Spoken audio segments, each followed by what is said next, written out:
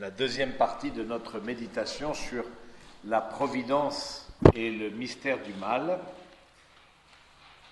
Donc vous vous rappelez, ce matin, on a vu que la providence, c'est les dispositions par lesquelles Dieu agit et conduit sa création vers la perfection, que ce Dieu agit dans l'histoire, qui répond et demande de notre part une réponse d'abandon filial et à la providence du Père Céleste, qui répond à nos moindres besoins. Cherchez d'abord le royaume de Dieu et tout vous sera donné par surcroît. Et ensuite, on a vu une deuxième partie sur cette providence, que, au fond, cette providence s'exerce par les causes secondes, c'est-à-dire que les causes secondes que nous sommes, par les médiations que nous sommes, les médiations humaines, eh bien, c'est par là que nous sommes appelés à être coopérateurs, collaborateurs de Dieu, comme dit saint Paul dans la première lettre aux Corinthiens.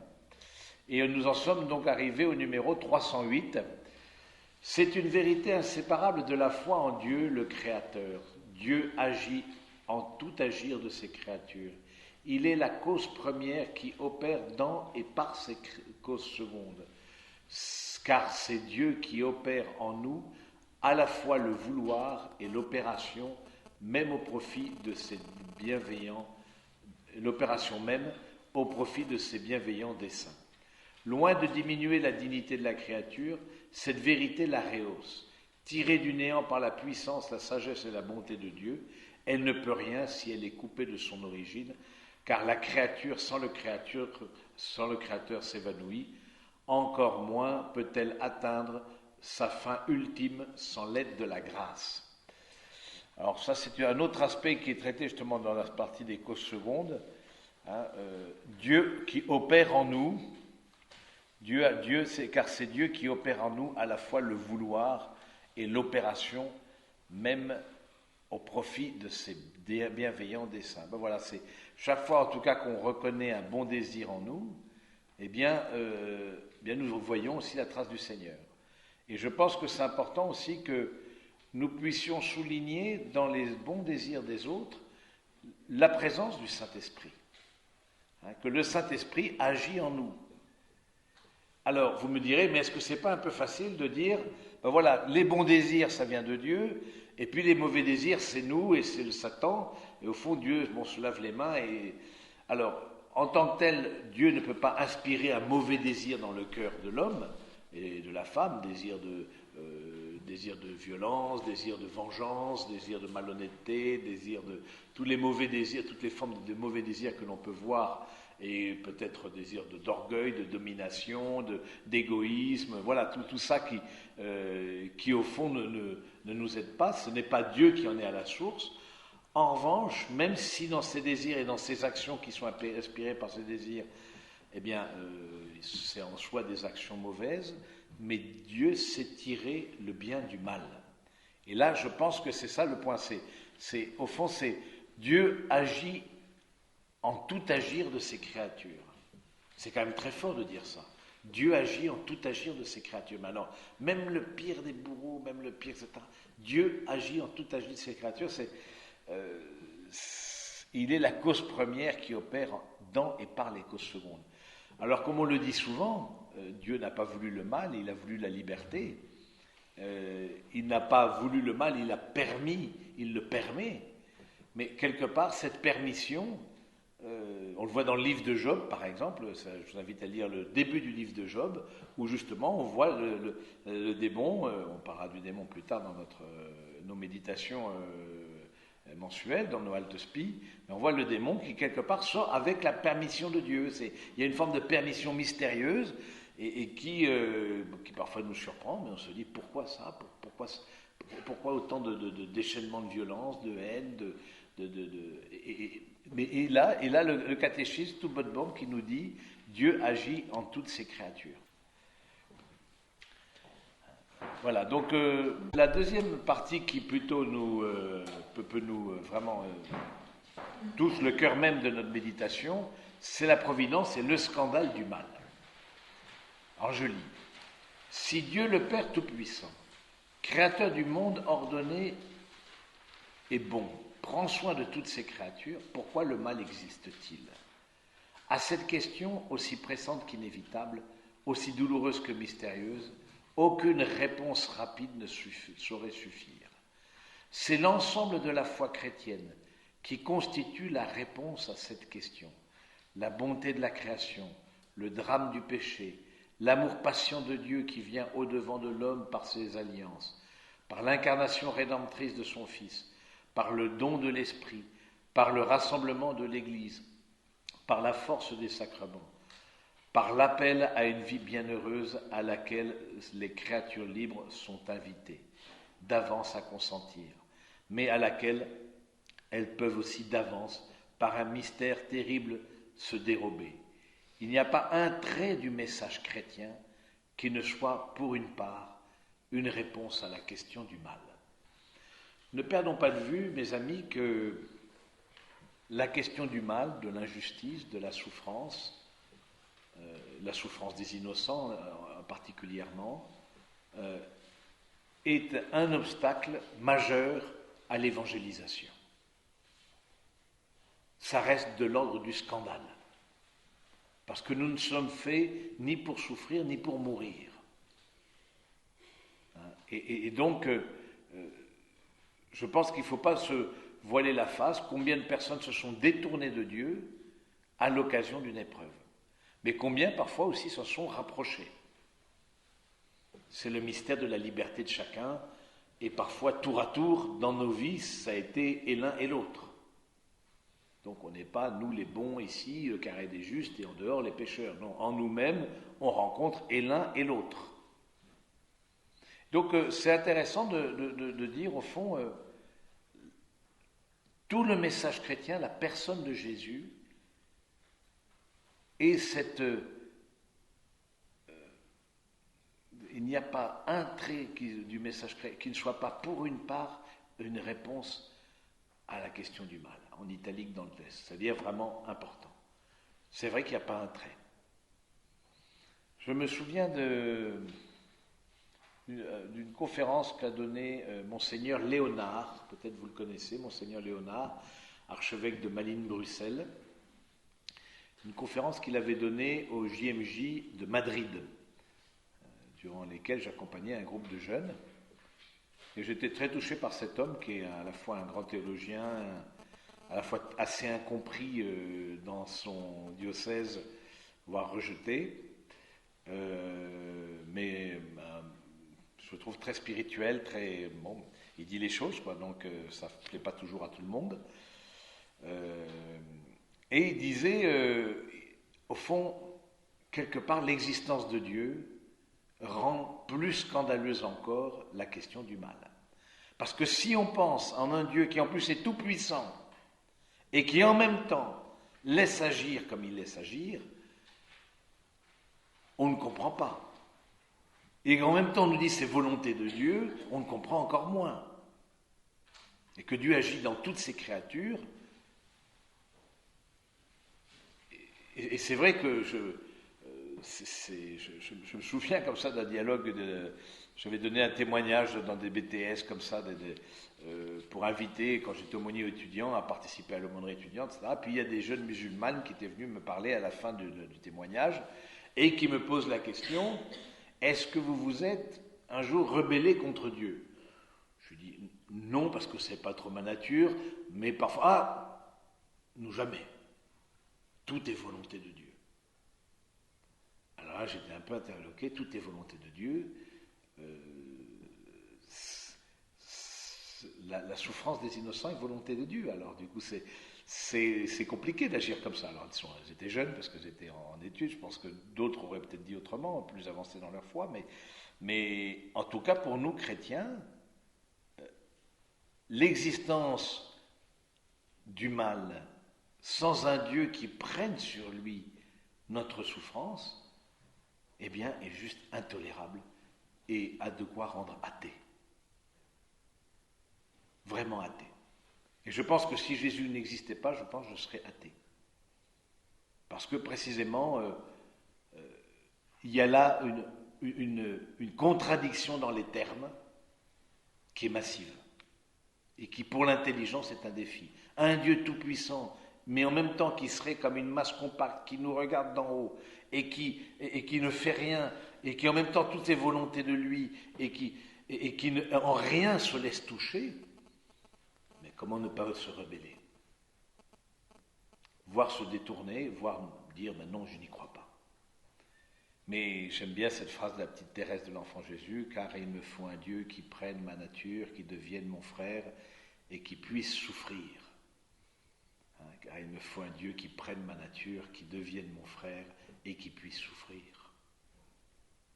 En Jésus, en sa passion, nous avons un éclairage. Il a pris sur lui, nos souffrances. Et de façon atemporelle, ce n'est pas les souffrances des gens qui étaient en face de lui ou des gens qui l'ont précédé, de façon atemporelle, les souffrances de tous les temps. Il a pris sur lui nos souffrances. C'était nos blessures, nos souffrances qu'il portait. Le mystère chrétien éclaire de façon admirable et unique dans toutes les religions le mystère du mal. Et si ça reste un défi à certains moments, mais de se tourner vers le Christ, de se tourner vers la très sainte Vierge, au pied de la croix, de se tourner, de méditer sur la passion et de prier le chemin de croix. Notre Père fondateur, le Père Lamy, dit souvent, voilà, une âme qui médite le chemin de croix en tirera toujours des bienfaits spirituels. Parce que méditer sur la passion, c'est aussi découvrir un Dieu qui se laisse toucher par le mystère du mal, qui ne reste pas indifférent. En Jésus, Dieu a souffert. Dieu en tant que Dieu, il n'a pas de souffrance, il est dans une béatitude. Évidemment, ça n'aurait aucun sens de dire qu'il y ait de la souffrance en Dieu, parce que c'est une béatitude. Si Dieu souffre, il dit, ah ben où est le paradis alors? Mais en revanche, en Jésus, Dieu a souffert. En l'humanité du Christ, le Seigneur s'est fait proche de chaque homme qui, d'une manière ou d'une autre, porte la croix, ou qui est au pied de la croix, parce que l'humanité, d'une manière ou d'une autre, est soit sur la croix, soit au pied de la croix. Et là, je trouve que ça donne un regard, je veux dire, même on peut dire que c'était dit un petit peu avant, que même les souffrances, quelque part, contribuent. Que les souffrances c'est le numéro 307, les hommes peuvent entrer délibérément dans le plan divin par leurs actions, par leurs prières, mais aussi par leurs souffrances. Quelque part, je peux ça donne à ce qui est absurde, parce que le mal est absurde, eh bien pour nous il est mystère. Il y a quelque chose de mystérieux dans nos vies. Et je peux associer cette part de souffrance, cette part de passion, je peux l'associer au Christ, et en l'associant au Christ, eh bien aussi je construis le royaume. C'est la foi pure et en même temps la grandeur du message chrétien. C'est extraordinaire. Sinon, s'il n'y a pas ça, même s'il y a l'existence d'un Dieu, mais qui se laisse tout à fait, qui est tout à fait en dehors de nos réalités humaines, tout à fait loin, tout à fait en surplomb, dans une telle transcendance qu'il n'est atteint par rien, du mystère du mal, eh bien c'est vrai que c'est difficile, l'existence de ce Dieu-là rend difficile la vie, quelque part, rend plus scandaleux encore le mal, parce qu'on y voit là une solution possible, s'il est tout-puissant.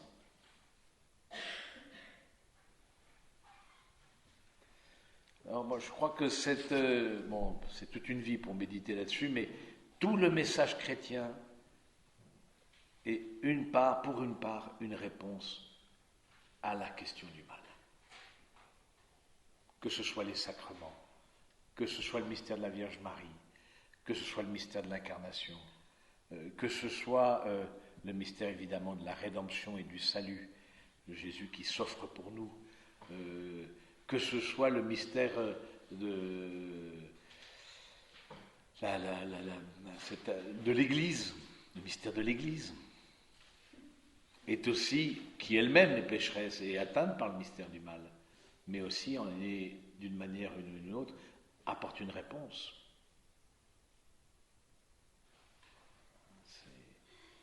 Je pense que pour nous, c'est quelque chose qu'il faut vraiment,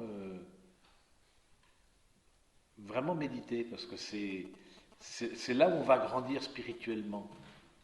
Hein, j'aime bien cette parole de Jean-Paul II qui dit on peut grandir spirituellement en méditant la parole de Dieu, en priant, on peut grandir spirituellement au fond en faisant des exercices spirituels, en faisant de la théologie, mais rien comme la croix de Jésus nous donnera de nous approcher du Christ.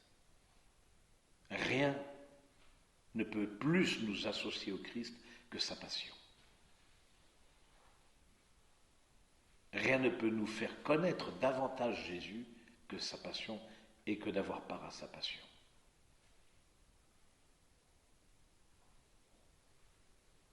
Parce que là, on le découvre de l'intérieur. Pas seulement de façon intellectuelle, dans un travail de l'écriture qui peut être intéressant, d'une exégèse, d'un travail plus d'intellectuel, d'universitaire, qui est bon, mais pour découvrir le cœur du Christ, c'est en sa passion qu'on le découvre. Pour découvrir le cœur de Marie, c'est en la passion du Christ qu'on le découvre.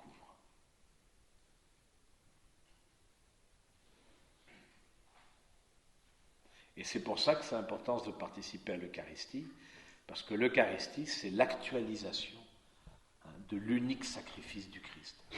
Le Christ se rend présent sur l'autel, et c'est l'actualisation. À chaque Eucharistie, nous sommes de façon sacramentelle, mystérieuse, sacramentelle, au pied de la croix aussi. Nous communions à sa passion, à sa mort, à sa résurrection. C'est ça l'Eucharistie.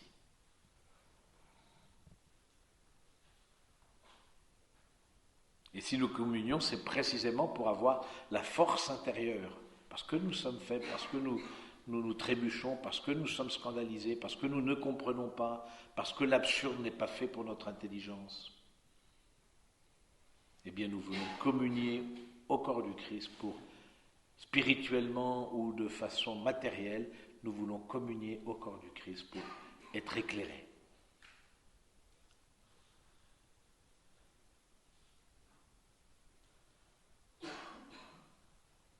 Et découvrir dans cette circonstance douloureuse comment je peux le suivre et être son disciple.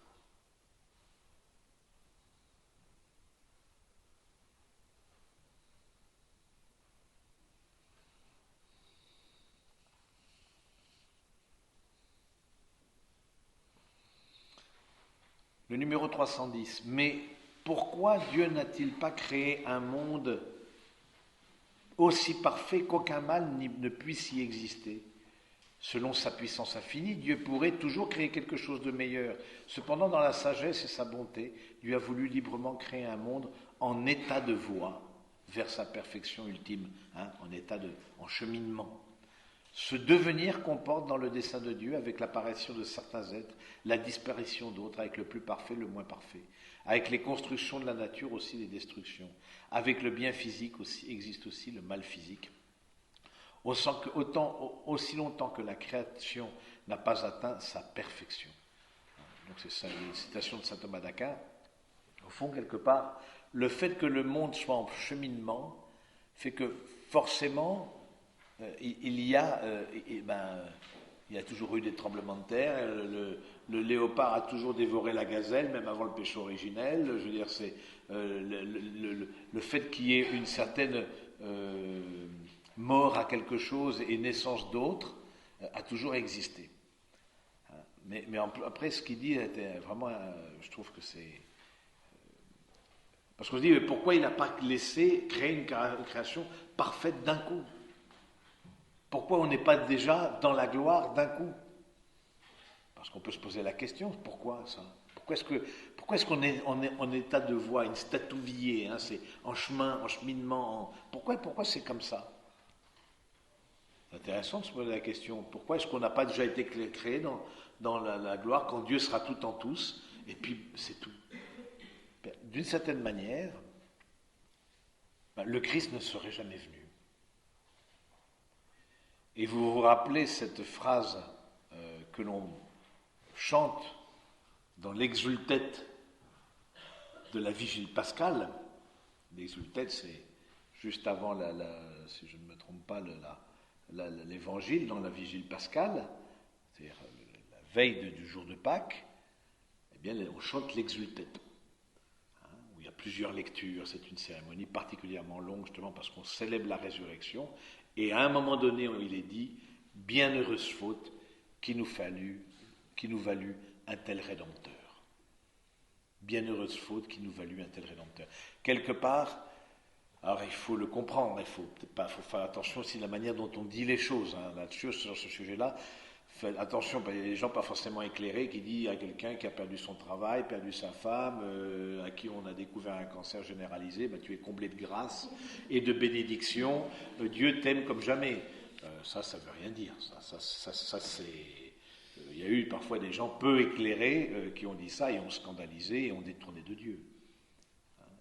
Attention à nos affirmations. Mais entre nous, dans cette halte spirituelle, je pense qu'on peut aller peut-être plus loin et plus profond, de découvrir justement que dans le mystère du Christ, s'il n'y avait pas cette humanité en cheminement, mais déjà créée dans une perfection radicale, eh bien jamais le Christ serait venu. Et en quoi le Christ, la connaissance du Christ est si importante que ça, c'est que nous aurions été créés dans une amitié avec Dieu, comme avant le péché originel. Nous aurions été créés dans une amitié avec Dieu. Mais avec le Christ, on change de registre. Ce n'est plus une amitié avec Dieu, nous devenons participants de la nature divine. Et c'est ce qui fait dire, justement, au chant de l'exultète, « Bienheureuse faute qui nous valut un tel Rédempteur ». On devient participant. Alors vous dites, mais est-ce qu'il a fallu autant de souffrance? Est-ce que ça valait vraiment la peine que toute l'humanité, de par les siècles, subisse tout ça pour connaître le Christ et pour que...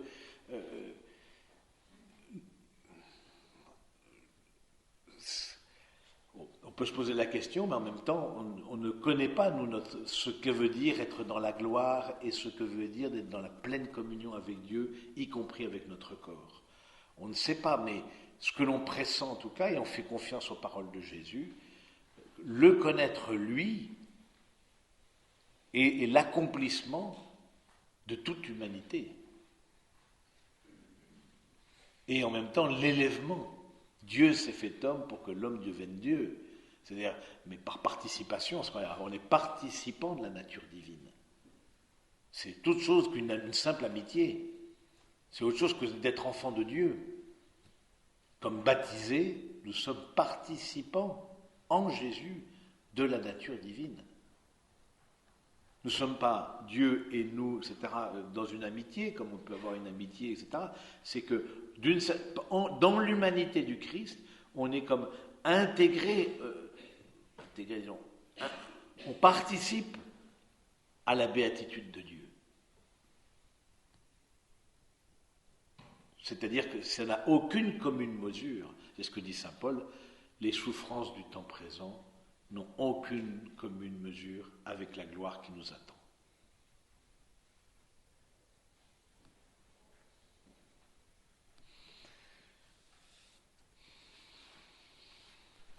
Les anges, le numéro 311. Les anges et les hommes, créatures intelligentes et libres, doivent cheminer vers leur destinée ultime par choix libre et amour de préférence. Il peut donc se dévoyer. Ils ont péché. C'est ainsi que le mal moral est entré dans le monde sans commune mesure plus grave que le mal physique. Dieu n'est en aucune façon, ni directement ni indirectement, la cause du mal moral. Il le permet cependant, respectant la liberté de sa créature, et mystérieusement, il sait en tirer du bien, car le Dieu Tout-Puissant puisqu'il est souverainement bon, ne laisserait jamais un mal quelconque exister dans ses œuvres, s'il n'était assez puissant et bon pour faire sortir le bien du mal lui-même. Saint Augustin. On a vu donc au numéro 310, le mal physique a existé, il y a toujours eu des destructions, des constructions et des destructions, des souffrances physiques, parce que voilà, certains êtres apparaissent, d'autres disparaissent. Mais le mal moral, qui est le fruit de la volonté, du libre arbitre de certaines créatures intelligentes, dans ces créatures, il y a les anges et les hommes. Ce sont les créatures douées d'intelligence dans la création. Les autres n'ont pas d'intelligence, même si votre chien, vous lui dites, vous lui parlez souvent. On a un frère qui parle beaucoup au chien, mais le chien ne lui a jamais répondu, semble-t-il. Et donc, du coup, mais c'est pas une créature douée d'intelligence. Il a une sensibilité, oui, mais il n'est pas doué d'intelligence. Donc, du coup, en tant que tel, il ne peut pas être ni gentil ni méchant, parce qu'un chien, il est mu par l'instinct. Donc du coup, mais en revanche, les anges et les hommes, créatures libres et intelligentes, elles sont mues par le libre arbitre. Mais là où la puissance de Dieu est grande, c'est qu'il peut aussi tirer de ce mal moral, même s'il ne le veut pas, il le laisse faire, il le laisse advenir pour en tirer un bien plus grand. Parce que c'est là où on voit la toute-puissance de Dieu. C'est le bien qu'il peut tirer du mal. Tout contribue au bien de ceux qui aiment Dieu, dit l'apôtre Saint Paul. Tout contribue au bien de ceux qui aiment Dieu. La lettre aux Romains, c'est au numéro 313.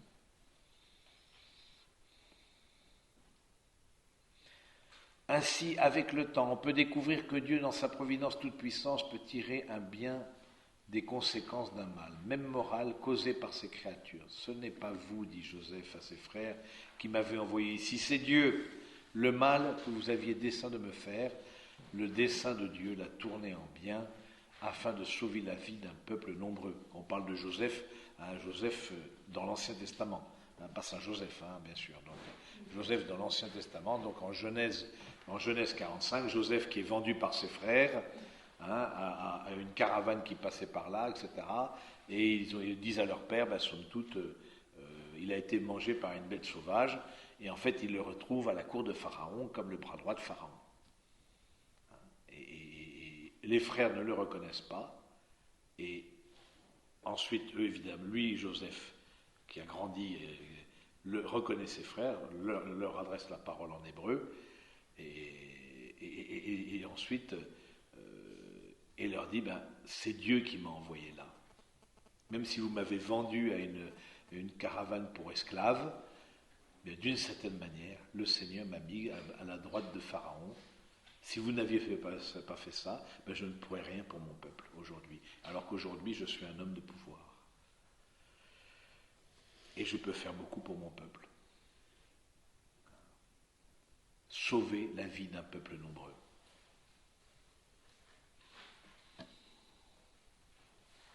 Voilà, je trouve que c'est du mal moral le plus grand qui ait jamais été commis, le rejet et le meurtre du Fils de Dieu causé par les péchés de tous les hommes. Dieu, par la surabondance de sa grâce, a tiré le plus grand des biens, la glorification du Christ et notre rédemption. Le mal n'en devienne pas pour autant un bien, bien sûr que non. C'est pas que le mal devienne un bien, ça ne voudrait rien dire, mais c'est que le mal reste un mal, l'injustice reste l'injustice, l'offense, le crime reste le crime, mais de là, nous chrétiens, par la force de l'amour du Christ, par la force des sacrements, par la force de la communion des saints, nous pensons que Dieu peut en tirer un bien. Et il y a des témoignages comme ça très forts, de personnes de pardon, par exemple, de personnes qui ont pardonné suite à des très grandes offenses, des offenses qui ont détruit des vies parfois, et qui ont bouleversé le cœur des agresseurs, et qui ont converti leur cœur. Il y a des conversions comme ça. Alors on se dit, oui, mais est-ce qu'il n'aurait pas valu qu'il n'y ait pas du tout d'agression, pas du tout de... Bon, il se trouve qu'on est dans un monde où il y en a un, il y a cette réalité, mais je crois que pour nous, en tout cas, c'est important de dire, dans cette situation, le Christ peut venir à notre rencontre. 313. Tout concourt au bien de ceux qui aiment Dieu. Le témoignage des saints ne cesse de confirmer cette vérité. Ainsi, sainte Catherine de Sienne dit à ceux qui se scandalisent et se révoltent de ce qui leur arrive, tout procède de l'amour, tout est ordonné au salut de l'homme, Dieu ne fait rien que dans ce but. Un extrait de dialogue. Et saint Thomas More, peu avant son martyre, console sa fille, rien ne peut arriver que Dieu ne l'ait voulu, or tout ce qu'il veut, si mauvais que cela puisse nous paraître, est cependant ce qu'il y a de meilleur pour nous. Lady Julian of Norwich, j'appris donc que la grâce de Dieu, par la grâce de Dieu, qu'il fallait m'en tenir fermement à la foi et croire avec non moins de fermeté que toutes choses seront bien. C'est l'acte de foi certainement le plus difficile dans nos vies, que toutes choses seront bien. Qu'à la fin, tout sera résumé dans l'amour de Dieu. Et c'est comme ça qu'on voit sa puissance. Non pas par le fait d'éviter le mal, ou que le mal advienne, physique ou moral, mais parce que dans ce mal, eh bien, Dieu y met sa force et en tire au fond un bien qui nous rapproche du Christ et établit son royaume. Nous croyons, et c'est le dernier numéro, fermement que Dieu est le maître du monde et de l'histoire, mais les chemins de sa providence nous sont souvent inconnus.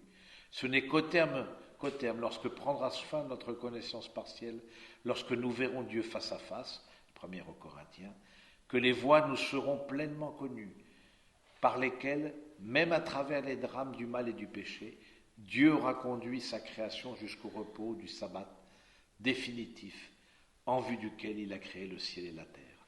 Voilà, c'est vrai que, j'allais dire, ce n'est qu'au ciel qu'on découvrira. Ici, on chemine dans la foi. Ici, notre connaissance est partielle. Ici, on est dans la confiance. Quand on sera dans le face-à-face, eh bien, je comprendrai pourquoi le Seigneur m'a fait passer par là et m'a fait passer. Alors, ça veut dire parfois révolte. Dans les psaumes, on voit beaucoup de ça, hein. À la fois là, des psaumes de confiance, mais à la fois des psaumes de révolte, d'incompréhension. Tout ça passe dans nos cœurs, Et le mal reste un mal. Ça ne justifie pas le mal, bien sûr. Et en tant qu'il est possible de l'éviter, il faut l'éviter. Je pense aussi, ça me paraît juste l'évidence, mais bon, hein, il faut guérir les malades, réparer les injustices, et réconcilier les adversaires. Mais parfois, il y a des maladies dont on ne peut pas guérir, parfois, il y a des injustices dont personne ne demande pardon, parfois, il y a aussi des guerres. Mais vous voyez, par exemple, la réconciliation franco-allemande. La réconciliation franco-allemande est quelque chose d'absolument unique dans l'histoire de l'humanité. Absolument unique. Que des pays frontaliers, après 3 guerres successives, en moins d'un siècle, avec les drames qu'on connaît et ceux qu'on ne connaît pas, puissent aujourd'hui faire route commune et faire une union, mais qui a été au cœur de ça? À l'initiative, c'est des grands chrétiens, c'est Adenauer, hein, c'est Monet, c'est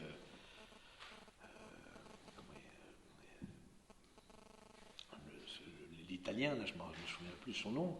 Bon, il y a un autre français aussi qui a été à la source de ça, de cette réconciliation, de cette demande de pardon. Vous savez, en Asie, entre la Corée et le Japon, c'est toujours très tendu. La Corée du Sud, j'entends, pas la Corée du Nord, là, c'est encore un autre problème. Mais entre la Corée du Sud, qui est quand même un pays libre, et le Japon, qui est aussi un pays libre, 2 pays développés, les relations sont parce qu'il n'y a jamais eu de demande de pardon de la part du Japon qui a pris des femmes coréennes pour les prostituer au Japon, et de façon massive. Et pour ça, alors on peut maugréer contre l'Europe, ses normes et compagnie, mais c'est vrai que c'est vrai qu'on sent qu'il manque quelque chose qui nous tire vers le haut dans l'Europe, mais cette réconciliation qui, à la face du monde, qui fait que force le respect. Force le respect. Et vous imaginez bien, Schuman, je pense à Schuman aussi comme un fondateur de l'Europe, vous imaginez bien que ça n'a pas été évident, sortir de la guerre, de dire voilà, mais on va faire ami-ami avec les Allemands.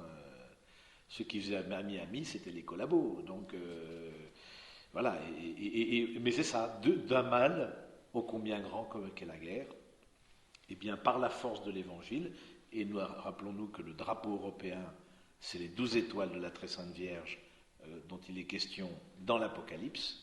Ça aussi, c'est bien de le rappeler aussi de temps à autre. Et le bleu qui est la couleur de la Vierge Marie. Il y a toujours eu 12 étoiles. Hein. Ce n'était pas en fonction du nombre de pays. Hein. Même quand il y avait 6 pays, il y avait 12 étoiles. Et c'est un Alsacien qui a fait le drapeau européen. Et il a fait bleu avec 12 étoiles. C'est un drapeau, bon, alors même si on a renié notre foi en disant que l'Europe n'a pas de racines chrétiennes, ça c'est juste n'importe quoi, mais ça reste, les 12 étoiles, qu'on pose la question d'où ça vient 12 étoiles, ben ça vient de là, ça vient de l'Apocalypse. Couronné d'étoiles.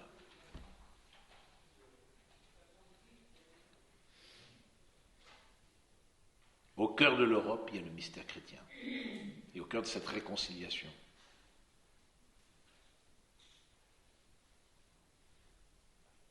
Il y a l'action des hommes aussi qui ont agi. Voilà, donc je pense que... Avez-vous des questions, mesdames? Parce que je ne prétends pas du tout avoir épuisé le domaine comme vous l'imaginez. Un domaine ô combien délicat, où il faut rester très modeste et très... Et le chemin de chacun passe par des hauts et des bas, mais est-ce qu'au moins des questions de compréhension, des questions de...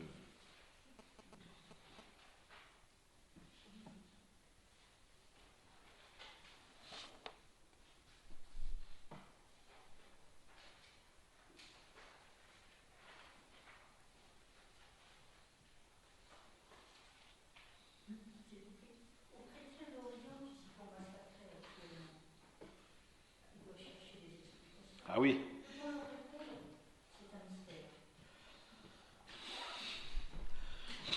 Non. D'abord, on va venir à leur secours. Hein, on va venir à leur secours. Les chrétiens d'Orient, il n'y a pas que les chrétiens d'Orient, il y a aussi des musulmans d'Orient qui se font massacrer. N'oublions pas, non pas aussi. Hein. Dans les 2 millions de réfugiés, ce n'est pas 2 millions de chrétiens. Il n'y a pas 2 millions de chrétiens en Syrie, par exemple, réfugiés en Turquie. Bon, donc il y a beaucoup de gens qui souffrent, qui ne sont pas chrétiens et qui, bon, nous, ça nous touche particulièrement. Mais j'imagine que, bon... maintenant, que leur foi nous édifie, certainement.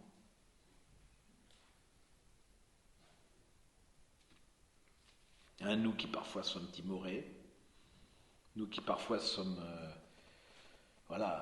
n'osons pas trop dire les choses devant les autres, etc., ou dénoncer, ou dire tout simplement notre foi, d'autres l'affirment au risque de leur vie.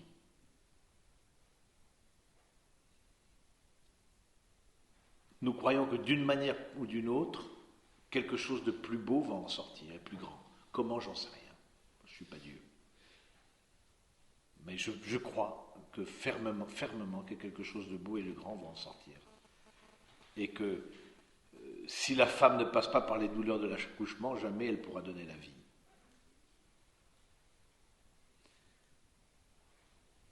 Et en matière spirituelle, la péridurale, ça n'existe pas. C'est bien d'avoir créé la péridurale pour les femmes, parce que je pense que si on peut éviter la souffrance, c'est bien. Mais en matière spirituelle, il n'y a pas d'anesthésie, je sais, sans anesthésie, quoi. Mais en même temps, c'est pas sans grâce.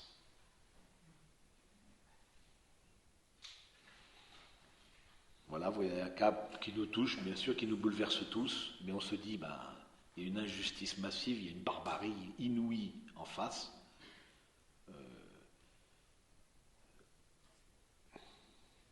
Comment peut-on expliquer que l'on soit aussi barbare que nous-mêmes des choses qui par l'intelligence, il arrive à... Ah oui, l'intelligence, comment est-ce qu'on peut expliquer que l'homme soit aussi barbare sanguinaire? Regardons-nous nous-mêmes. C'est-à-dire que moi, pendant des années, j'étais aumônier de prison. Et en Amérique latine, et donc là, forcément, aumônier de prison, vous imaginez que ce n'est pas que les saints innocents qui sont enfermés. Même si tous étaient innocents, et la première chose qu'ils me disaient, que je suis innocent, j'ai rien fait. Si tu es là, c'est que bon, il peut y avoir des erreurs judiciaires, mais quand vous voyez la tête, bon, il ne faut pas juger à la tête, vous me direz, mais bon, quand même, ça peut aider. Et puis le casier judiciaire, attention Seigneur. Mais bon, mais en même temps, ça m'a fait beaucoup progresser ce ministère, parce que, en même temps, je ne me suis pas découvert si différent. Alors moi, je n'ai pas tué père et mère, je n'ai pas violé, je n'ai pas volé, je n'ai pas braqué à m'armer. Est-ce que je n'ai pas eu des désirs impurs? Est-ce que je n'ai pas eu de la violence intérieure contre mon frère? Est-ce que je n'ai pas eu des propos durs? Et qu'est-ce qu'il dit Jésus, hein? Si tu te mets en colère contre ton frère, je te l'ai dit, demande pardon, sinon tu en répondras jusqu'à la fin. Donc, analysons d'abord notre cœur. Certains passent à l'acte, mais quelque part, nous sommes capables du pire. Qu'on touche à vos familles, qu'on touche à vos familles, à vos enfants, à votre mari, à ce qui vous est la prunelle de vos yeux, ça peut monter très vite en température.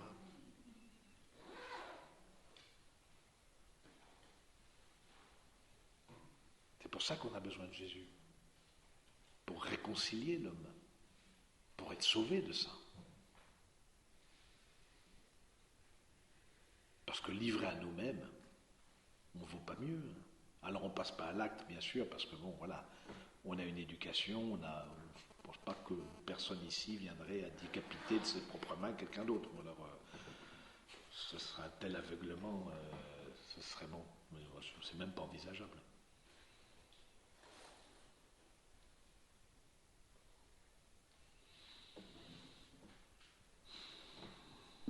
C'est intéressant de voir par exemple les nazis, etc. Ensuite, il y a eu beaucoup et de très bons pères de famille, mais embringués dans leur système, dans une machine à tuer. J'ai obéi aux ordres. C'est ce qu'ils disaient tous, j'ai obéi aux ordres. Mais jamais vous vous posez la question que vous en mettez peut-être les plus durs, peut-être à la fin de la chaîne, hein, mais tous les autres avant là, j'ai obéi aux ordres. Et je me souviens, je ne sais pas si vous connaissez, j'en ai peut-être parlé de Maïti Guertamer, ça vous dit quelque chose? Maïti Guertamer, qui est une femme qui est maintenant décédée, qui est oblate dominicaine, et qui a été fait de la résistance, elle était virtuose de piano, une toute jeune, elle a été prise par les Allemands, torturée par un médecin autrichien au niveau des nerfs, et paralysée pratiquement le reste de sa vie avec des douleurs terribles, bon, et bien sûr plus de piano, plus rien du tout, alité en partie. Et finalement, le médecin autrichien, médecin, c'est pas quelqu'un d'inculte, c'est quelqu'un qui a des études, qui a de la culture, qui a de la réflexion, qui a le souci des autres. Si on est médecin, c'est que pour ça, à la fin de sa vie, a réuni sa famille, a dit voilà qui j'étais. Moi aussi j'ai torturé dans les camps, etc., etc. Et il avait ce témoignage de cette jeune fille qui, contrairement aux autres, m'a prié, pardonné à ses bourreaux. Il dit il faut que je la retrouve avant de mourir. Il la retrouve par X circonstances et il lui dit il m'a fallu des années, et c'était quelqu'un d'intelligent, des années pour croire que le nazisme n'était pas la solution. Mais des dizaines d'années après la chute, après la défaite, tellement l'embrigadement était grand, tellement l'intelligence était déviée. Et on parle de quelqu'un d'intelligent. Et après, il a demandé pardon.